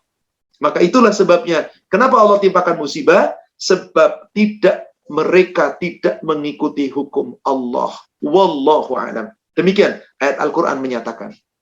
Baik, ini karena menyangkut tadi yang di masalah musibah atau bencana, apakah pandemi ini juga tanda-tanda hukuman dari Allah kepada seluruh umat manusia di dunia karena tidak mengikuti? Termasuk iya, akan tetapi untuk orang beriman, Allah inginkan agar kembali ke jalan yang benar. Di surat 32, pandemi dan segala musibah di muka bumi, itu siksaan yang kecil dibandingkan siksa neraka, Bapak Ibu. Justru itu sebagian daripada sayangnya Allah kepada kita. Disebutkan di dalam surat tadi, 32 ayat 21, Allah berfirman, وَلَنُذِيقَنَّهُمْ مِنَ الْعَذَابِ الْأَدْنَى دُونَ الْعَذَابِ الْأَكْبَرِ. Sungguh Allah pasti akan menimpakan kepadamu siksaan di dunia ini. Melalui musibah, melalui penyakit, melalui pandemi, melalui wabah, melalui bencana alam, melalui apapun. Semuanya itu karena Allah sayang. Apa tujuannya? La'allahum yarji'un. Supaya kamu kembali ke jalan yang benar. Jadi azab di dunia ini siksaan kecil. Dunan adzabil akbar. Sebelum azab yang paling besar, apa itu? Azab di akhirat, neraka. Sebelum adanya yaumil akhir, nanti diancam neraka, ada siksaan-siksaan kecil di dunia. Dan itu penderitaan. Allah menghendaki betul agar kita kembali ke jalan yang benar. Orang Islam yang kembali ke jalan yang benar, Allah akan berikan petunjuk dalam hatinya. Orang yang nggak mau kembali ke jalan yang benar, terserah Anda, itu pilihan Anda. Dan yakinlah Bapak Ibu, apabila ada suatu musibah, apapun bentuknya, ada suatu bencana, apapun bentuknya, itu ketetapan Allah, dan yang bisa menghilangkan semua itu adalah Allah. Surat 6, Al-An'am, ayat yang ke-17. Allah berfirman, wa iyam sasqallahu bidurrin fala kashifa lahu illahu. Jika Allah menimpakan kepadamu suatu bencana, suatu kesulitan, suatu kesalahan, durrin, bencana, kesusahan, wabah, sakit, dan seterusnya, fala kashifa lahu illahu. Tidak akan ada yang mampu menghilangkan bencana itu darimu, tidak akan ada yang mampu kemudaratan itu darimu, illahu, kecuali Dia Allah. Wa iyam saska bi khairin fa huwa ala kulli syai'in qadir. Sebaliknya, ketika Allah mendatangkan kepada kita kebaikan, Allah Maha Kuasa atas segala sesuatu. Jadi memang ini sudah menjadi ketetapan Allah, tapi tujuan Allah baik, agar kita sadar akan kesalahan lalu kembali ke jalan yang benar. Yang kembali ke jalan benar, orang itu berarti benar-benar beriman. Yang nggak mau kembali ke jalan yang benar, orang itu dipertanyakan nanti oleh Allah imannya. Wallahu a'lam. Demikian, Pak.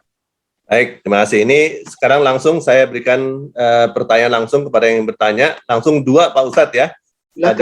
Ada dua yang ingin bertanya ini. Ibu Ana dan Pak Edi. Silakan Bu Ana. Oke, terima kasih buat Bapak host, Pak Redi.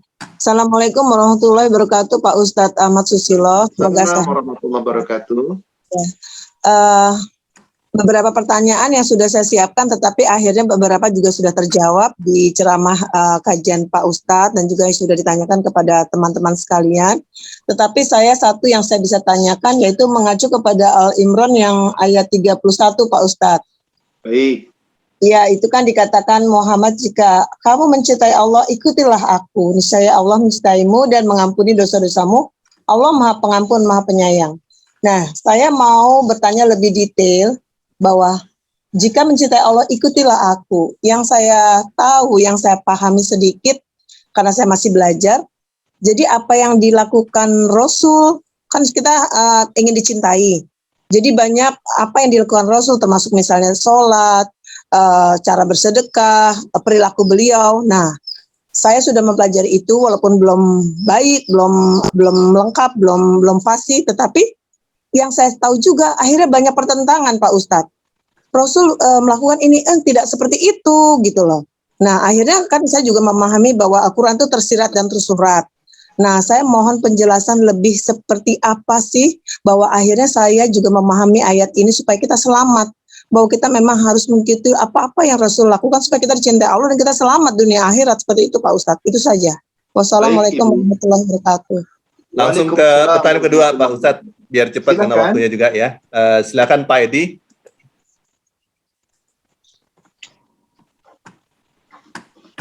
Belum di-unmute Pak Edi. Assalamualaikum. Ustadz Ahmad Susilo, kiranya dirahmati Allah. Silakan Pak Edi. Silakan, terima kasih sekali Ustadz, luar biasa pencerahan pada pagi hari ini.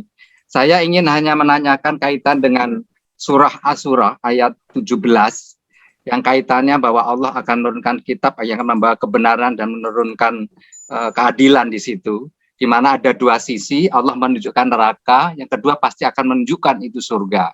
Pertanyaan saya adalah, di dalil mana yang kita diketahui bahwa apabila kita sudah, insya Allah ya, semua yang diridhoi Allah masuk surga itu sudah tidak ada perintah untuk ibadah lagi itu Ustadz. Jadi yang satu sisi di neraka itu mendapatkan sisaan pagi sampai malam, namun yang di surga ada kenikmatan tanpa ada perintah untuk beribadah lagi seperti waktu di dunia. Itu mungkin pertanyaan saya. Terima kasih. Assalamualaikum warahmatullahi wabarakatuh.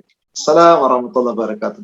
Pertanyaan pertama tadi dari Ibu Ana, kalau kamu mencintai Allah, buktikan, ikuti Rasul. Nanti Allah mencintaimu, Allah memasukkanmu, mengampuni dosamu, berarti masuk ke dalam surga. Saya buatkan contoh sederhana begini.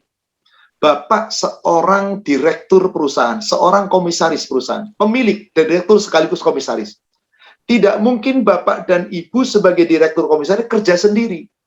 Mengatur perusahaan, pasti Bapak akan menunjuk seorang manajer. Ada manajer operasional, banyak manajer. Bapak sebagai direktur dan komisaris perusahaan ngomong kepada karyawan jumlahnya ribuan. Wahai karyawanku, jika kamu betul-betul cinta kepadaku, cinta kepada perusahaan ini, dan ingin nanti sama-sama meraih keuntungan dari perusahaan ini, maka ikutilah manajerku. Kalau kamu selalu mengikuti manajerku, aku cintai kamu, kamu dapat bonus, dapat gaji, beres. Apa yang harus kita lakukan? Nurut sama perintah manajer, nurut sama larangan, pasti begitu kan? Ya. Adapun cara berpakaiannya, mau pakai motif apa, warna apa, terserah. Mau punya mobil, merek apa, terserah. Mau makanannya, hobinya apa, terserah. Dalam hal ini yang berkaitan dengan aturan perusahaan yang diikuti. Adapun selera masing-masing nggak usah diikuti, nggak apa-apa. Nah, bagaimana kita mencintai Allah lalu mengikuti Rasul? Ikuti Rasul dalam tata cara ibadah. Karena itu aturan juga. Tinggalkan segala sesuatu yang dilarang Rasul. Karena itu aturan, cuklak. Tata cara ibadah, cara sholat kita, wajib kita tahu bahwa sholat kita seperti Rasul. Cara wudhu kita, cara tayamum, cara mandi janabah, cara-cara kita ibadah, puasa, dan seterusnya, cara haji. Maka dalam urusan ibadah, pasti Rasul mengatakan, sholat, sallu kama ra'aitumuni usolli. Sholat kamu seperti aku sholat. Haji, khudhu anni manasikakum. Jadi seluruh ibadah itu tidak bisa tidak, teladannya cuma satu, Rasul. Tadi yang dibaca di surat 33 ayat yang ke-21. Karena Rasul teladan terbaik. Bagaimana dengan akhlak Rasul? Rasul pakai bajunya begini, Rasul pakai baju warna ini, Rasul gemar makan ini, Rasul rumahnya begini, Rasul dalam kehidupannya begini. Yang seperti ini tidak mutlak kita wajib ikuti. Kecuali dalam urusan syar'i. Rasul mengatakan kepada para wanita, Allah mengatakan, berpakaianlah, terserah warnanya, terserah modelnya, yang penting menutup aurat dengan benar. Ikuti. Adapun mau model, Anda butik mana, warna apa, terserah Anda. Tapi yang penting menutup auratnya dengan benar. Laki-laki, kata Rasulullah, hendaklah kamu pakai celana jangan di bawah mata kaki. Maka Rasulullah tidak menggunakan celana di bawah mata kaki, di atas mata kaki. Maka ikuti. Tapi terjadi khilaf di kalangan para ulama. Nggak apa-apa, yang penting nggak sombong. Maka dalam hal ini sebelum kita memutuskan, wajib Anda tahu dalilnya tentang berpakaiannya Rasul. Adapun model warna ini terserah. Rasul suka makan kambing, Rasul suka makannya kurma, bahkan Rasul sering sekali makannya itu hanya kurma dan air. Ikuti, enggak saya ikuti Rasul kurma, Anda kelaparan nanti. Dalam hal ini silahkan. Dalam hal ini, kalau itu menyangkut urusan syariat, urusan agama, kembalikan kepada Allah dan Rasul. Tapi kalau muamalah urusan dunia, kata Rasulullah, kamu lebih tahu tentang urusan duniamu. Seperti itu, Ibu. Terima kasih, Pak Ustadz. Terima kasih. Baik. Pertanyaan kedua, Ustadz, di surat tadi, Asy-Syura ayat 17, Allahul ladzi anzalal kitaba bil haqq wal mizan. Allah menurunkan kitab itu membawa kebenaran, aturan, juklak, semuanya ada, perintah, larangan ada, dan mizan, nanti manusia akan ditimbang amalnya. Di dunia kan kita diperintah Allah, di dunia kan kita diatur Allah, disuruh sholat, suruh ibadah, capek, lelah. Tapi bagaimana nanti di akhirat? Betulkah tidak ada lagi perintah? Betulkah tidak ada lagi larangan? Betulkah tidak ada lagi sholat dan seterusnya? Betul, Mbak, betul sekali. Di mana dalilnya? Secara spesifik memang tidak disebut, tapi ada ayat yang menyebutkan itu dan hadis-hadis telah menyebutkan. Pertama, kita bisa buka surat 35. Surat 35, yakni surat 35 surat Fatir ayat ke-33, 34, 35. Pak, Bapak sholat capek nggak sih, Pak? Capek, apalagi sholat malam, Pak. Haji capek nggak sih, Pak? Capek. Puasa lapar nggak sih, Pak? Lapar. Dengan lapar itu lesu letih nggak, Pak? Lesu letih. Di surga nggak ada lagi. Nggak ada susah, nggak ada sedih, nggak ada letih, nggak ada lesu. Disebutkan oleh Allah di ayat 33. Orang-orang yang imannya benar di dunia, masuk surga. Jannatu adn yadkhulunaha yuhallawna fiha min asawira min dhahab wa lu'lu'ah. Nanti diberikan nikmat-nikmat di dalam surga. Perhiasan-perhiasan dari emas, dari mutiara, dari segalanya. Walibasuhum fiha harir. Pakaian mereka adalah surga, adalah sutra. Apa yang diucapkan? Perhatikan ayat yang ketiga-empatnya. Wa qalul hamdulillahilladzi azhaba 'annal hazan. Segala puji bagi Allah yang telah menghilangkan seluruh rasa sedih, seluruh rasa duka cita, seluruh rasa khawatir. Inna Rabbana laghafurun syakur. Rabb kami maha mengampuni dan maha mensyukuri. Siapa dia? Ayat yang ke-35. Alladzi ahallana darul muqamati min fadli. Yaitu yang telah menempatkan kami dalam tempat yang kekal, yaitu surga. Dengan apa? Karena karunia-Nya. La yamassuna fiha nasobun. Di dalam surga kami tidak pernah merasa lelah. Oh, nggak disuruh ibadah kok. Nggak disuruh berjuang kok. Nggak disuruh. Nikmat terus, Pak. Wala yamassuna fiha luhub. Di dalam surga kamu nggak bakal lesu. Jereng terus, Pak. Bapak-bapak yang usianya sekarang sudah agak lemah, loyo Pak, tenang Pak, di surga jereng lagi Pak. Subhanallah, nggak lesu, nggak letih, tidak ada lagi perintah Allah. Secara tegas itu disebutkan, itu tersebut di kitab Sahih Muslim 2421. Di Sahih Muslim nomor hadis 27. Itu ketika Mu'az ditanya oleh Rasul. Apa kata Rasulullah? Ya Mu'az, tadri ma haqqullahu 'alal ibad. Hai Mu'az, tahu nggak kamu hak Allah terhadap hamba? Wa haqqullah wa haqqul ibad 'ala Allah. Dan haknya hamba terhadap Allah. Mu'az cuma menjawab, Allahu wa rasuluhu a'lam. Saya tidak tahu, hanya Allah dan Rasulnya yang tahu. Apa itu hak Allah, apa itu hak hamba. Rasul mengatakan begini, haqqullahu 'alal ibad, ta'budullah wa la tusyriku bihi syai'an. Hak Allah terhadap hamba adalah di dunia hamba itu selalu ibadah kepada Allah. Apapun yang dikerjakan, tujuannya adalah ibadah kepada Allah. Jangan menyekutukan sesuatu pun dengan Allah. Berarti apa? Ibadah, ibadah, ibadah. Sesuai dengan surat 51 ayat 56. Wa ma khalaqtul jinna wal insa illa liya'budun. Tidaklah aku menciptakan jin dan manusia kecuali diperintahkan untuk ibadah. Itulah tugas kita. Hak Allah terhadap kita. Kita nggak punya hak di dunia. Hanya nurut sama Allah. Rela diatur Allah. Kalau Anda sudah melakukan ini semua di dunia, lalu Rasul mengatakan, hakul ibadu Allah, hak hamba terhadap Allah adalah, la yu'adzibhum. Allah tidak pernah akan mengazab mereka di neraka. Maksudnya apa? Masuk ke dalam surga. Man la yusyriku bihi syai'a. Sepanjang hamba itu di dunia ibadah tidak menyekutukan sesuatu pun dengan Allah. Inilah yang disebut di surga nggak ada lagi perintah. Yang lebih tegas lagi adalah hadis Sahih Muslim 2421 dari Abu Sa'id Al-Khudri. Di situ tegas-tegas nggak ada lagi perintah. Nggak ada lagi perintah. Disebutkan di situ dari Abu Sa'id Al-Khudri, ketika penghuni surga telah masuk surga, qala Allah Ta'ala, Allah Ta'ala berfirman, yakni bertanya kepada ahli surga, ya ahlul jannah, wahai para penghuni surga. Fayaqulun, para penghuni surga menjawab, labbaika rabbana wasadaik wal khairi fi yadaik. Kami ya Allah, kami datang memenuhi panggilanmu ya Allah. Semua kebaikan ini darimu, tidak ada dari selain Allah. Fayaqul, Allah berfirman, hal raditum, hai penghuni surga, apakah kamu ridho? Kamu puas dengan nikmat surga dan segala isinya ini? Fayaqulun, maka para penghuni surga menjawab, wa ma lana la tardo ya Rabbi wa qad a'taitana ma lam tu'ti ahadam min khalqik. Bagaimana kami tidak ridho dengan surga ya Rabbku? Bagaimana kami tidak puas dengan semua kenikmatan di surga ya Rabbku? Engkau telah memberikan kenikmatan di surga, nikmat yang belum pernah dirasakan oleh makhluk. Maaf Pak, pernahkah ada manusia di dunia itu nggak ibadah? Orang nggak ibadah itu nikmat, bisa ngapa-ngapain? Nggak bisa. Tapi di surga Anda nikmat, nggak perlu lagi menjalankan perintah Allah. Karena nggak ada lagi perintah sholat, nggak ada lagi perintah zakat, nggak ada perintah segalanya.